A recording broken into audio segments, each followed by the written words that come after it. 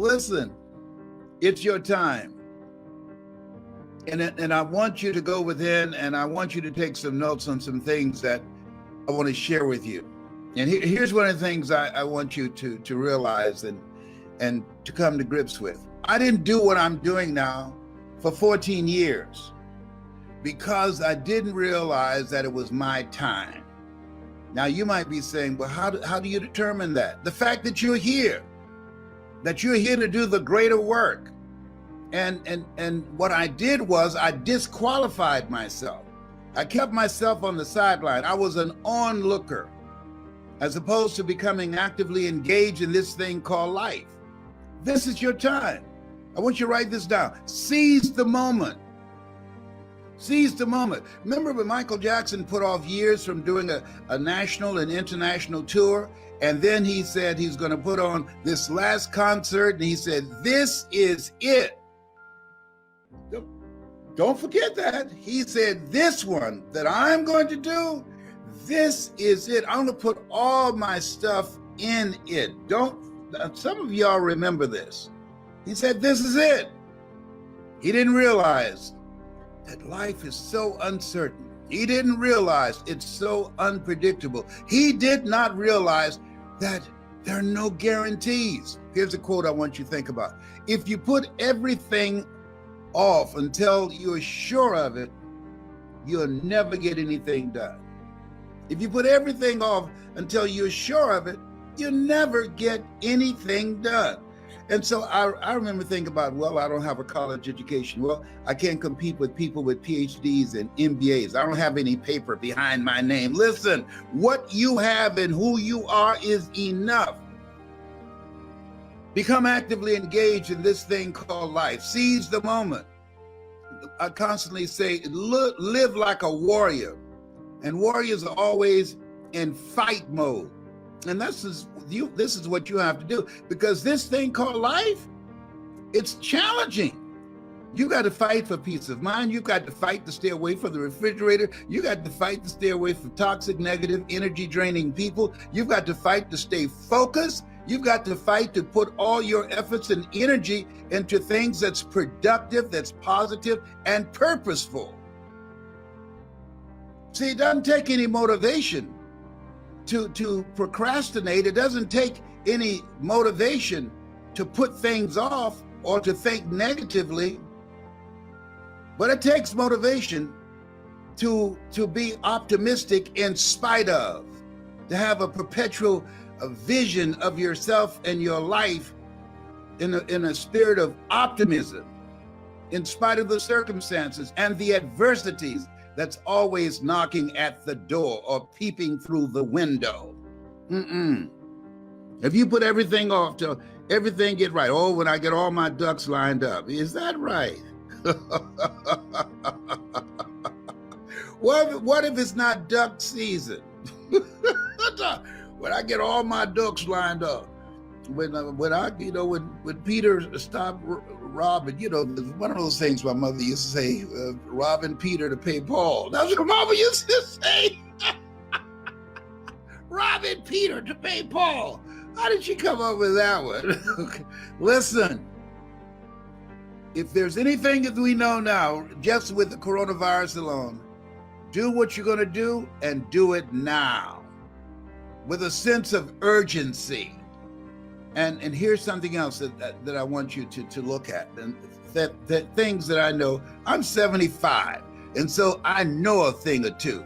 And I remind you of that because I'm finding so many of my classmates, the only time that I get calls from them is when someone dies.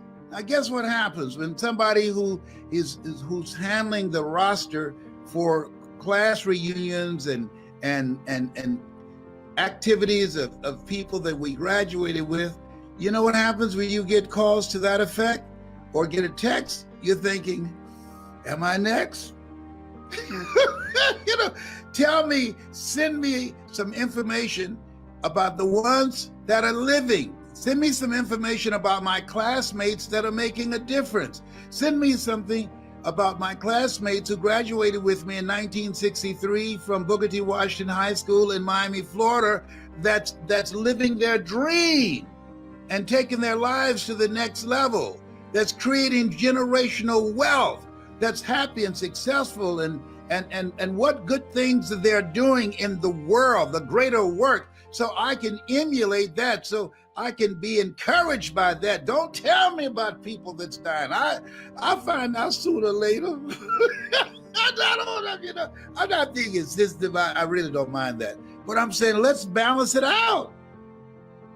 Balance it out, because all of us going to go. Nobody's figured out how to get out of life alive. Nobody. All of us going to check out of here. People dying today who never died before.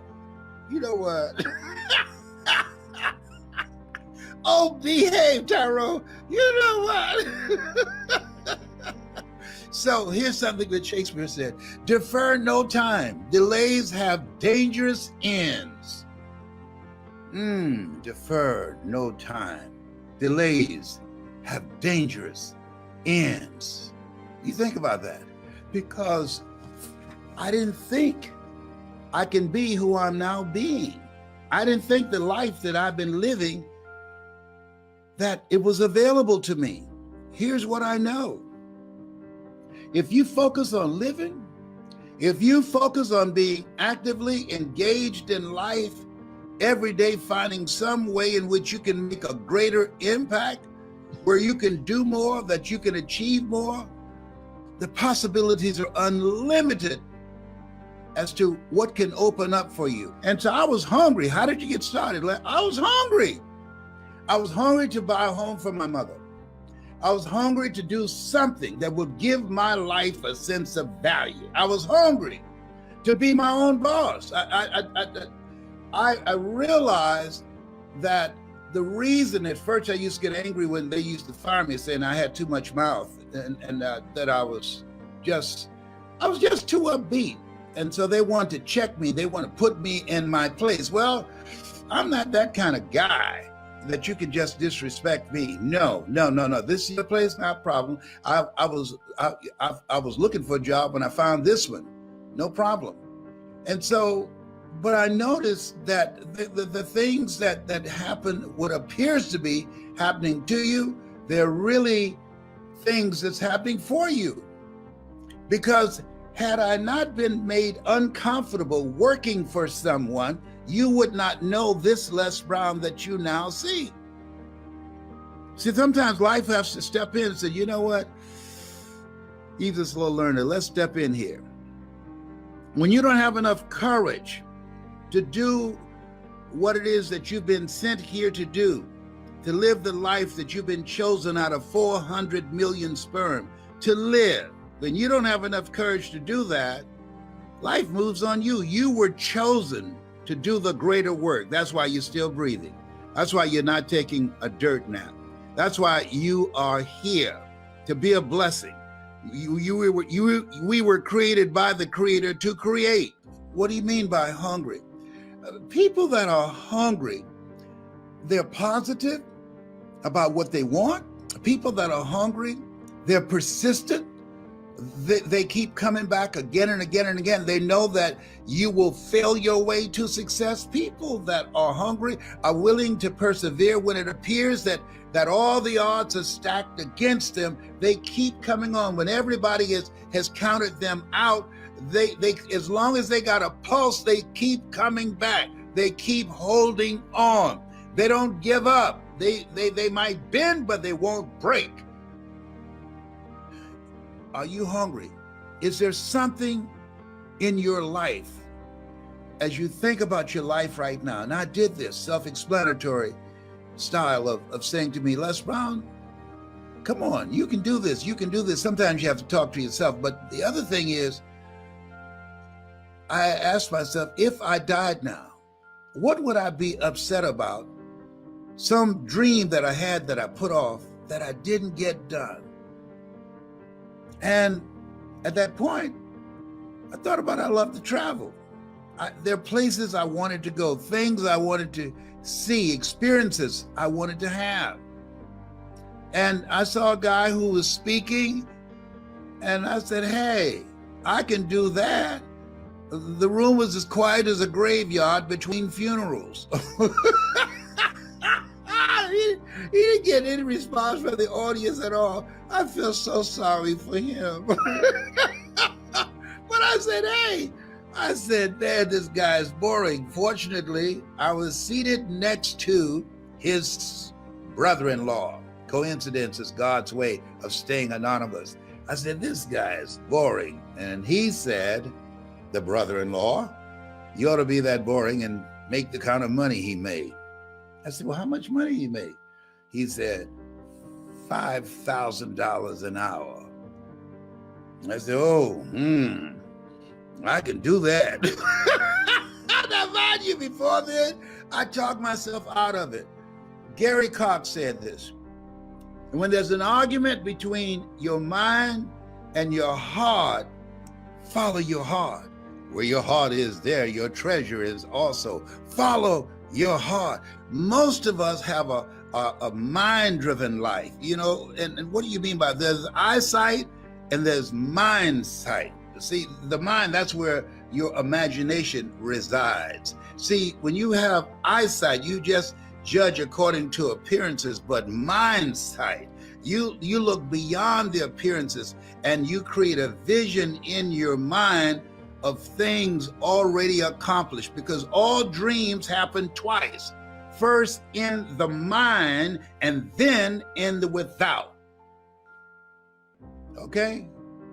So I want you to, especially now, with this coronavirus thing, especially now, with all the other stuff and drama that's going on every day in the world, nationally, globally, and locally, especially now, but you might be breathing the wrong air seated next to someone, or walking and somebody walked past you and you don't know what's going on with them. I got on an elevator at Emory University and they only allow 4 people on the elevator.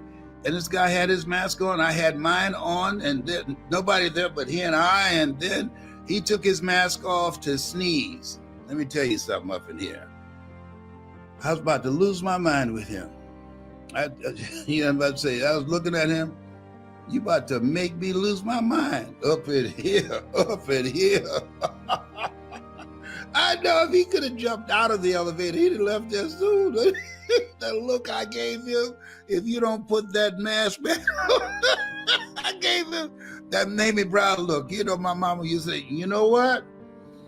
Y'all better not make me come back there. No, ma'am, mama, please don't come back. We would bring out the King Kong. One of the things I'm doing, this is the beginning of the year, and I want you to listen to me closely. You can't make it by yourself today. There's so many things that's happening, so many things that's changing. And as you look at where things are right now, let me say something that the news won't tell you. All right, listen to me. God's in, he's in all of this. God is in this mix up in here. Do you hear me? He's all over this stuff. They ain't talking about that. They should have breaking news. God is interrupted all this mess that's going on up in here.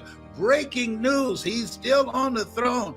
Breaking news. All things work together for good for those who love God and for those who are called according to his purpose. That's the breaking news. There will be no commercial breaks. Just this information.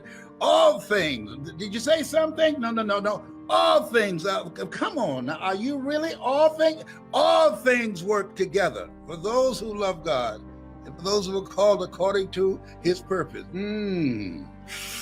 That's some good news up in here. They don't know. If it leads, if it bleeds, it leads. See, if somebody's got to die, got to be an accident, something ugly got to happen to make the news. But the real good news is that all things work together for good for those who love God according to his purpose. But what about my adverse circumstances right now?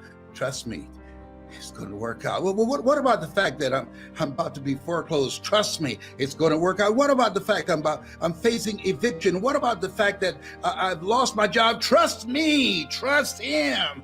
It's going to work out. This is not the end. It's just the beginning of a new chapter in your life. It's a new chapter. And as you believe As you keep the faith. Keep the faith, baby. Adam Clayton Powell knew what he's talking about. Keep the faith. Oh, we've gone through some stuff before. Keep the faith, baby. Oh, no, see, in this place where we are, it's easy to have faith when you got money, you got your health, and things are working out fine for you. Oh, it's so fine. You can easily say, oh, just think positive and be enthusiastic and everything will work out all right. No. You're going to get some whippings in this thing called life. You have to keep the faith because this stuff is cyclic. Sometimes you're up, sometimes you're down. Sometimes things go well, sometimes they don't go so well. And no guts, no glory. It takes guts to continue to believe, to trust, to stand strong, to stand up inside yourself. It takes guts to do that, to come back again and again and again. It takes guts to look at things that you put all your effort and all your money and all your energy into, and then you have life interrupt you and you lose everything except your life. People say, I lost everything. I want to just tap on the television and say, no. You didn't lose everything. No. You have life. You're still here. You're still breathing. You still got a pulse. And who you are behind your eyes is still here. And that force, that energy, that presence behind your eyes can produce what it is that you've lost. 8 out of 10 millionaires have been bankrupt. You're not a loser. Things just did not happen the way you wanted them to happen. You're a winner. You were born to win. You came here winning. So whatever you want to do it now. And if you're going through some stuff right now, keep it moving, baby. Keep it moving. No. I'm depressed right now. No, you don't have the luxury of being depressed. Keep it moving.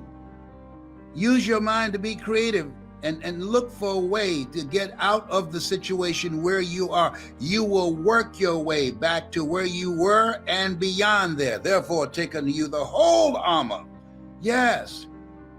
Commit thy works unto the Lord, and thy thoughts shall be established. In all thy ways acknowledge him, and he shall direct thy path. You've been given authority and dominion over everything on the face of the earth. Those are not just words that were printed on a page. Those are words that are to become actualized in your life. And I'm putting together groups, mastermind groups of greatness. People, see, in order to make it, the 3 things that's major right now. Number 1, working on your mind. So when you go to hungrytospeak.com, you're going to get some things that you listen to called Choosing Your Future, that as you listen to this message over and over and over again, it's going to change your life overnight. There are people listening to me right now. I want you to put on the screen what difference those messages have made in your life. Put them up there so people can see them. Put them up there right now. Do it right now. If you've heard Choosing Your Future, it's possible. It's necessary. It's you. It's hard. It's worth it. It's done. Stick a fork in it. It's done. Yes, stick a fork in it. There's some people can tell you, that will tell you. Do you see anything yet, John Leslie? Yeah. They're putting it up there? Yeah. Let me tell you something. It will make you get your hustle on. Let me tell you something. Don't listen to it at night. You won't be able to go to sleep. You'll be so motivated to be talking in your sleep. Listen, and it said lessons on fire. Thank you. Who said that? Kent. Hey, Kent. Hey, brother Kent. Hiya. All right, Kent. Oh man, listen to me. Because you survived. Do you know who you are? Do you know who you are? You made it out of 2020. Whoa! Don't miss that. Don't miss that. A lot of folk didn't make it. A lot of people didn't make it. Don't take it for granted that you're supposed to make it. Just have a spirit of humility and say, thank you, Lord. A lot of people are partying. I wasn't partying. I said, thank you, Lord. I'm still here. Cancer Citizens of America amazed at me.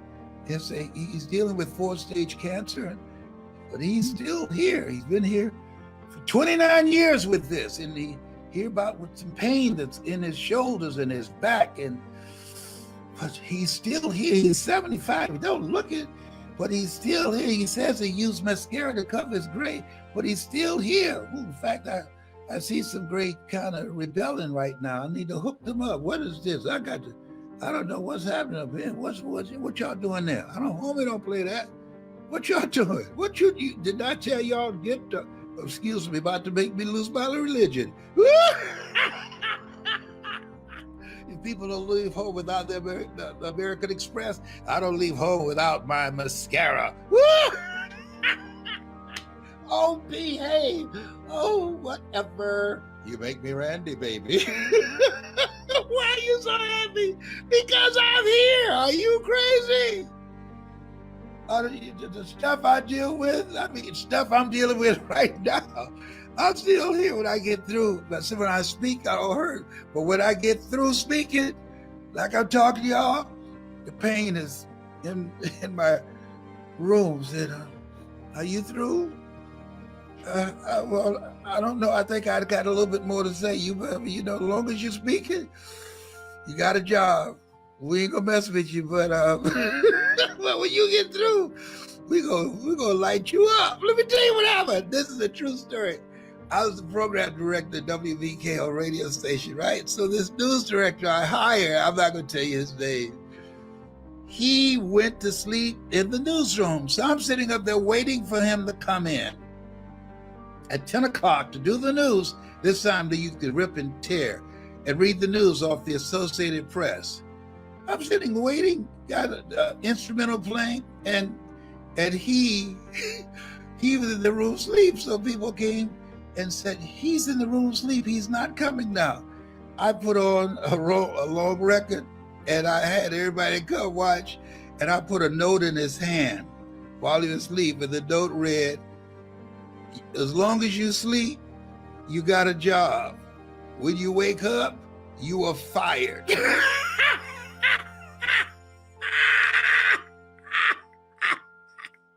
So everybody was watching through the window to see what he's going to do when he woke up. He woke up.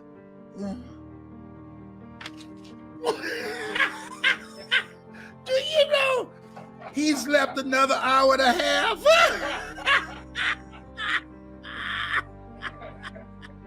We got tired of watching him. He slept another hour and a half. I guess he looked to see we were out there.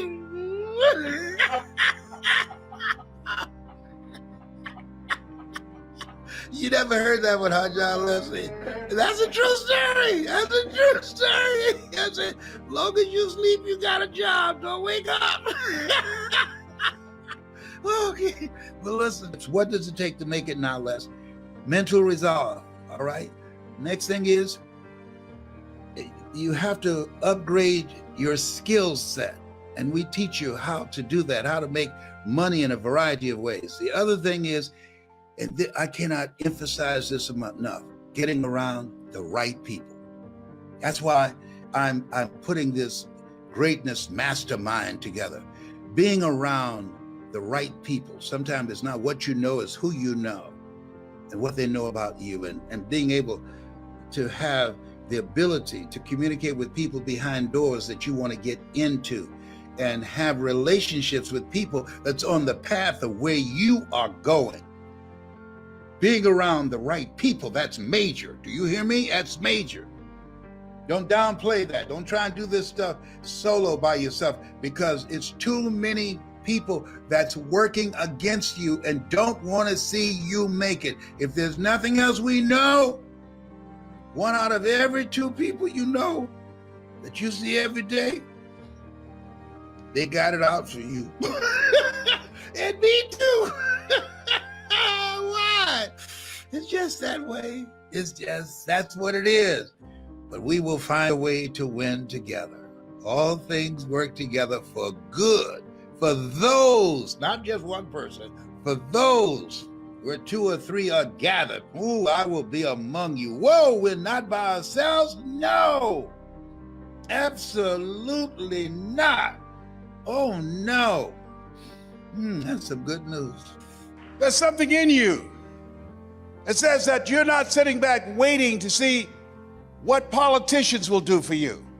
There's something in you that says, I'm not going to focus on the general economy. I want to focus on my personal economy. There's something in you that says the most dependable hand in the world is the one at the end of your risk. There's something in you that says always strive to get on top in life because it's the bottom that's overcrowded. You are different. You have greatness within you. Dr. Howard Thurman, come forth. Here's a man that, after having 238 radiation seed implants, and my PSA continued to increase. In fact, last year this time it was over 1,500, and the little c cancer had eaten 40% of my T1 vertebrae. And I was reading his words that night after leaving Florida Hospital, and doctors had told me that cancer had reappeared, had metastasized in 8 areas of my body. And I began to laugh as the doctor spoke to me, and he was looking real serious. He said, "Why are you laughing?" I said, "I feel like Mother Teresa." He said, "What do you mean?" She said, "Lord, I know you know how much I can bear. I wish you didn't have so much confidence in me." And now my PSA is 0.0. I'm debt-free, cancer-free. Yes, indeed. I stand before you because of God's grace and mercy. And trust me, it's better to be seen than to be viewed. But Dr. Thurman was called upon by Dr. Martin Luther King Sr.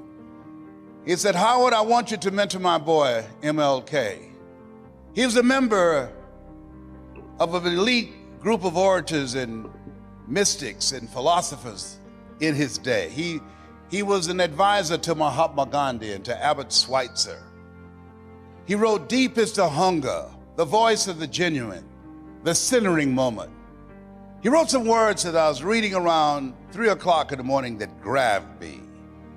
He said, "The ideal situation for a man or woman to die is to have family members praying with them as they cross over." He said, "But imagine being on your deathbed and standing around your bed, the ghost of the dreams, the ideas, the abilities, the talents given to you by life, but you, for whatever reason, you never pursued those dreams. You never used those talents. You never used those gifts. You never used those abilities. And there they are standing around your bed looking at you with large angry eyes saying, 'We came to you, and only you could have given us life. And now we must die with you forever.'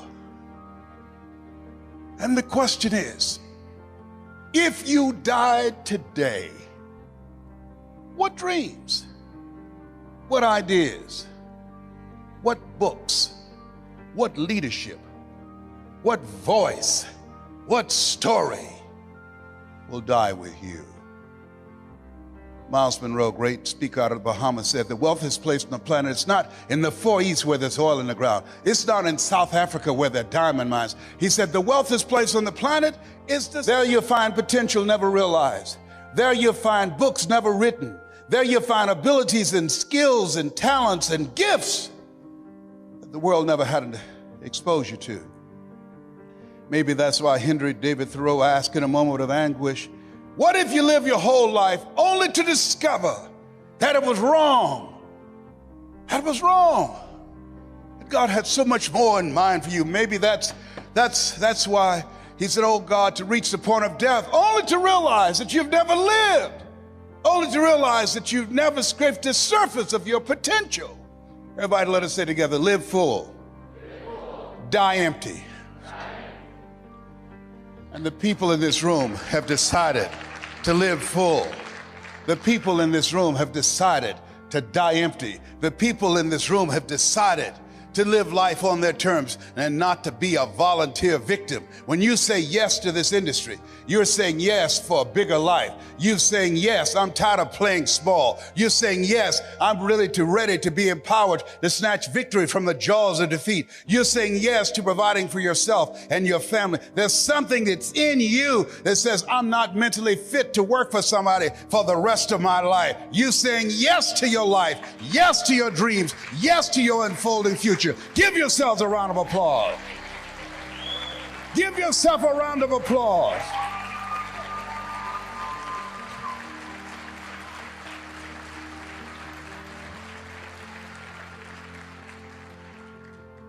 I didn't do this for years. I would go in the balcony of auditoriums and watch Jim Rohn and Dr. Dennis Waitley and Zig Ziglar. And my heart would beat so fast because I love helping people. How many of you love helping people? Raise your hands. I love helping people. And my heart said, I can do that. But then when I would leave there and as I was walking to the car, my mental conditioning began to speak. And it would say, Les Brown, you can't do that. You don't have a college education. Les Brown, you can't do that. What makes you think that you have something to say that somebody would listen to you? Les Brown, you can't do that.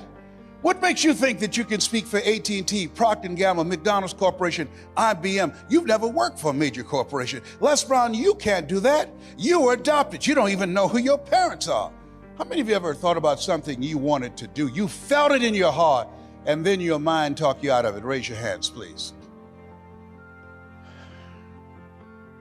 I convinced myself that I couldn't do it. I learned something from that experience. Whenever there's an argument between your heart and your mind, follow your heart. There are things that the heart can understand and feel that the mind cannot relate to. Maybe that's why my favorite book says, lean not unto thine own understanding, and all thy ways acknowledge him, and he shall direct thy path. There are things that you feel, that you know in your heart of hearts, that's not logical, it's not practical, it's not realistic, but there's something in you that says, I can do this. I can do this. After facing defeats and disappointments and failures again and again and again, there's still something in you that says, I can do this. Operating out of a thinking when life knocks you down, try and land on your back, because when you can look up, you can get up. I can do this. I can do this. When you present and people say, oh yes, I'd like to be a part of that. Yes, they have the personality and they need it, and they don't show up. You end up being a babysitter. You have to be a counselor and a psychologist and a minister. They challenge you to pray to Jesus and Yahweh and Melchizedek and Buddha. They'll get on your last nerve, have you chanting, Nomi Yoho Renge Kyo. It's interesting when you talk to people about securing their future, and you can't help them to become actively engaged in their own life. A friend of mine named Lorraine had me to come to do an intervention with her brother that was addicted to drugs, and he told us to get out of his house. And as we were going down the steps, I said, I'm sorry I failed.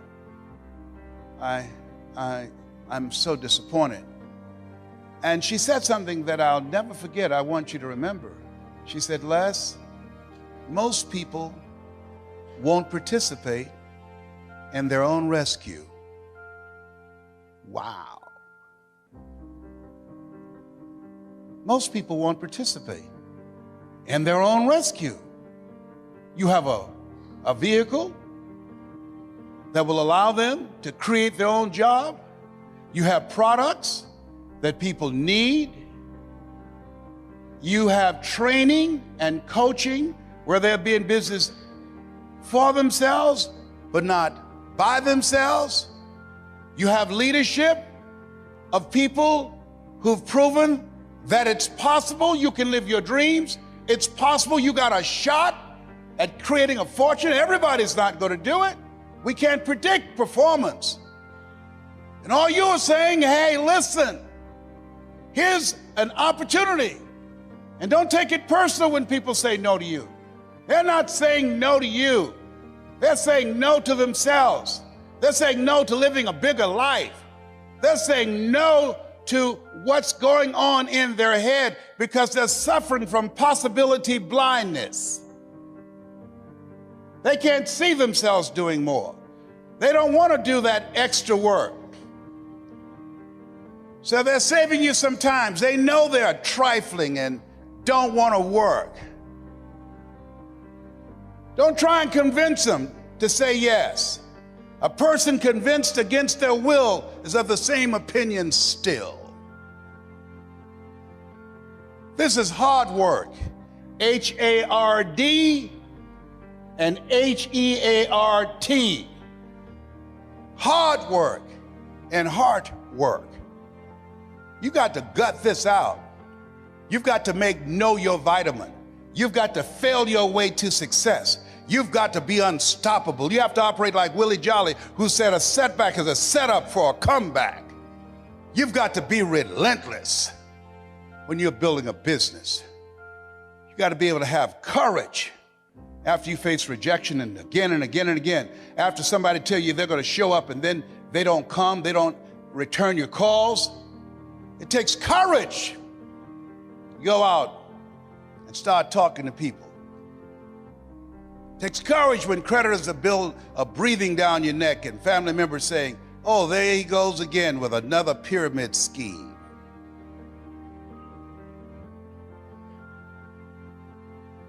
Am I making sense to you? What I'm doing. I didn't do this for 14 years because I didn't have the courage. I was afraid of being rejected because I don't have a college education. I had a tremendous inferiority complex. And something else. In order to make this business successful, to go from a 9 to 5 to 5 until you faint, it's a different mindset. It requires a radical change. How many of you know that it's hard building a thriving residual income on a monthly basis? Raise your hands, please. Yeah, that's why most people won't say yes. It's much easier to complain about the economy. It's much easier to complain about our elected officials. It's much easier to talk about the recession. That's much easier to come up with excuses why you can't do it. That's where I was. That's where I set up station for a long time. My mentor said something to me, Mike Williams. I want you to write this down. He said, anybody can complain. He said, if you do what is easy, that's complaining. If you do what is easy, your life will be hard. But if you do what is hard, your life will be easy. Come on now, that's strong medicine.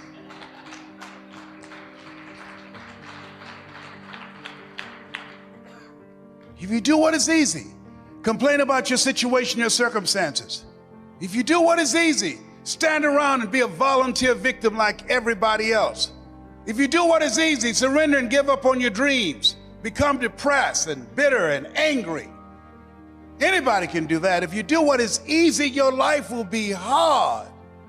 But if you do what is hard, keep coming back again and again and again. If you do what is hard, approaching strangers, talking to people in shopping malls, get up dressed every day, going out prospecting, knowing some way, somehow, with a spirit of expectation, somebody's out here looking for an opportunity. You can go outside right now and see some pigeons, but you're out hunting for eagles, and they're not common. And if you do that over and over and over again, somebody's going to show up. Somebody's going to say, I'm the one.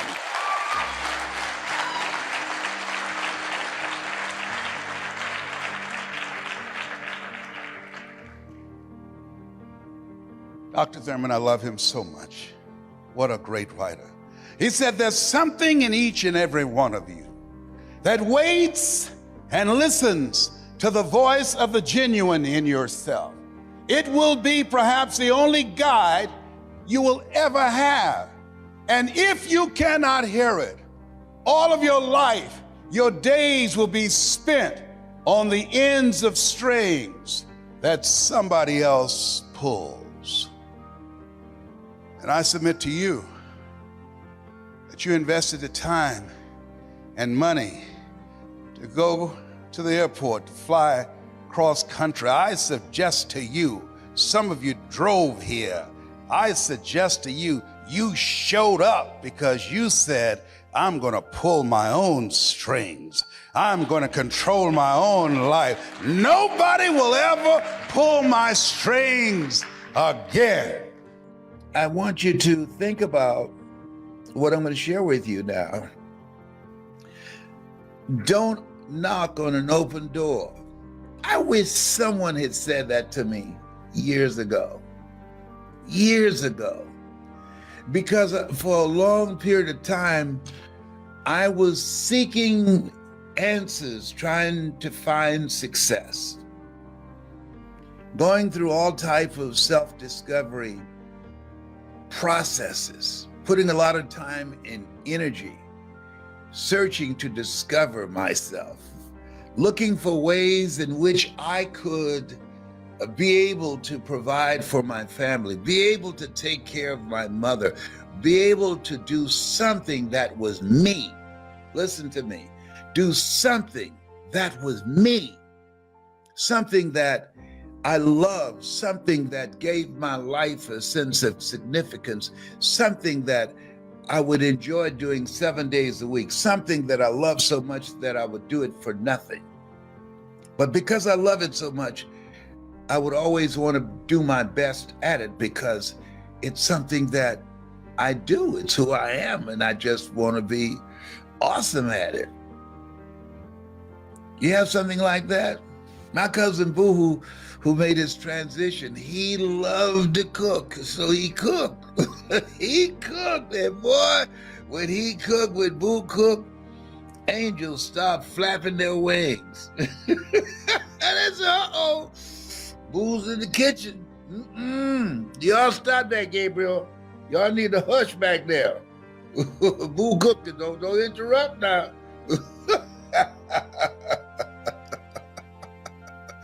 Boy, Boo can cook. Oh my goodness, I miss him so much. And stop knocking on an open door. All my life, when I look back, because I did not recognize and use my gift in a different way. I didn't value it. And you know why I didn't value it? Because I didn't believe in it. I did not believe in it. And as a result, I did not use it. I did not use it to serve at a higher level, to make a greater impact. And because I did not use that which was me, I paid a price.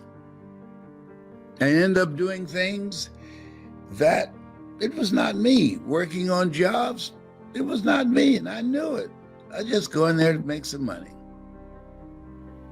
We were born to do a special work. You were born to do a special work. You are here for a reason, to do the greater work. Not just work for a living, but to make a difference with your life. And it just got me just reflecting, Mr. Leroy Washington, who had an impact on my life, and I got a call that Patsy, his oldest daughter, passed. I remember Patsy, wonderful, wonderful young lady. And I just thought about the fact that we all have an expiration date. All of us are going to leave here. Nobody has figured out how to get out of here alive. And so, stop knocking on an open door, Athea Grant said to me. And I'm about to do an event with her in the UK virtually. Let us be clear. I spoke in Hong Kong last night, and China, and several other countries with Kim Wee virtually. It was fascinating. All the tools we need in order to become successful. In fact, I should be able today, I might get a recording of the last time I was there, and I will share that with you. It was quite an incredible, magnificent experience. But here's what it's very important, is to take the time and ask, what is it that I love most? And what is it that people compliment me on that I might have dismissed, that I might have not thought was no big deal to me because it came so naturally, it came so easily? That is my gift, that's my superpower, but I dismissed it. What is that? What does that look like? For years, I did not recognize that my ability to communicate, to reach people, to make people feel good, to inspire them, to uplift them, to give advice, to make them laugh, to motivate them, I didn't think that was no big deal. I just did that, like sleeping, making people laugh, selling wolf tickets while shooting pool, playing chess, playing bid whist, playing cards. No big deal. I didn't recognize that, I didn't value it. I'm saying to you, live your life being present to who you are and what your superpower is, and we have all the tools that we need to monetize it, to make it work for us. And I'm saying, don't be a volunteer victim. You've got something. You came here with something. You were chosen.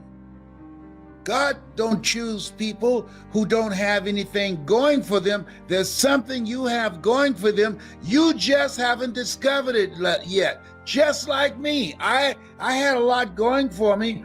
And for a period of time, I went unemployed. For a period of time, I went from being fired from one job to the other, as opposed to hiring myself, because I didn't know what I had going for me.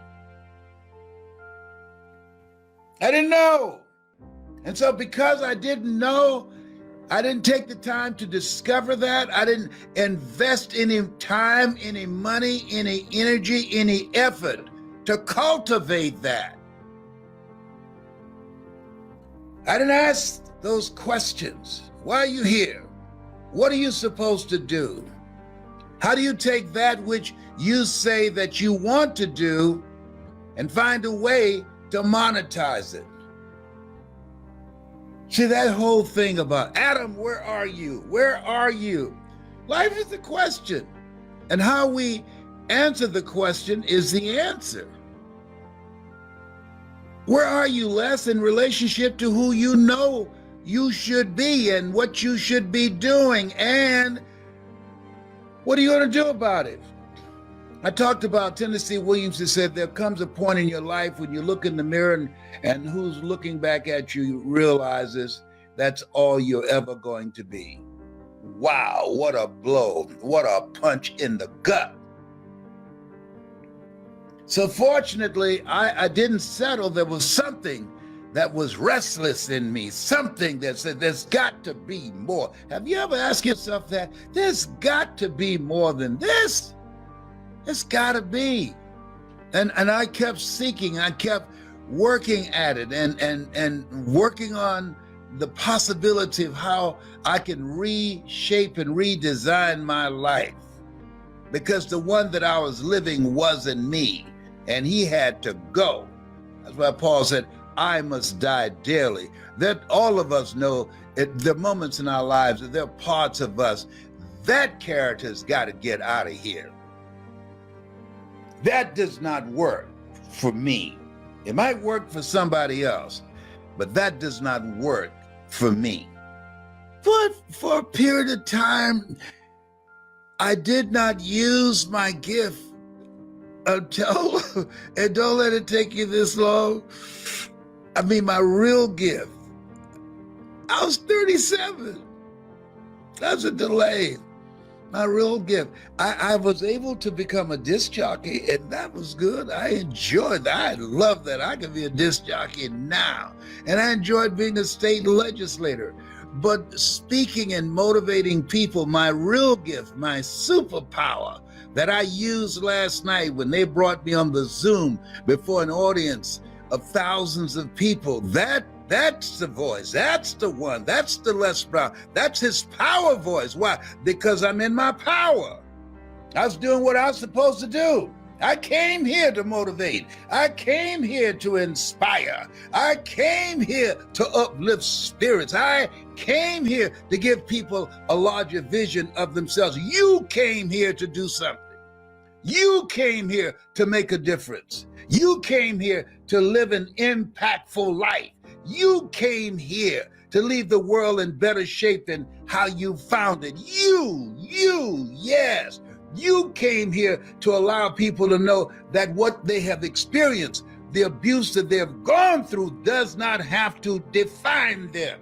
You came here as a guide, as a light, to help people use the steps and the process and the mindset that you had to navigate and bring themselves out of the valley. Yeah, you came here for something. Yeah, because you decided that what you went through would not define you. You decided that.